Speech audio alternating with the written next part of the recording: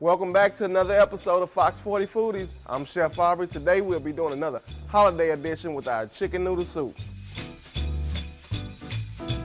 First I have the chicken noodle soup. We got it going already. I'm doing 2 cups of my chicken broth. I got it going. I seasoned it with my garlic salt, garlic pepper, a little garlic pepper seasoning, and also a little onions powder. All right, I got that with 2 cups of chicken in here already cooking. I got this on high. We're also going to add some frozen vegetables to this, and I love the sweet pea, green beans, carrots, and corn. Just want to add this to it. Remember, they are already pre-steamed, so we just need to knock the cold off of this. So I'll stir it in here a little bit.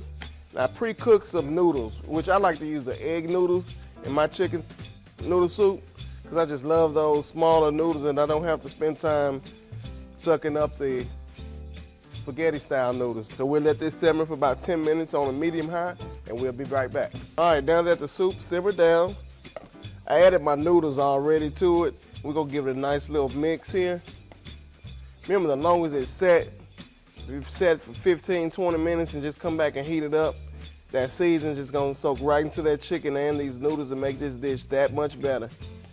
So now it's time to plate. It's great for the winter time. Great for when you're not feeling as well.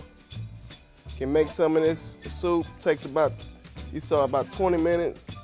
And you got good chicken noodle soup. Again, it can be served with crackers or your favorite bread, cornbread. And here you have it, your chicken noodle soup.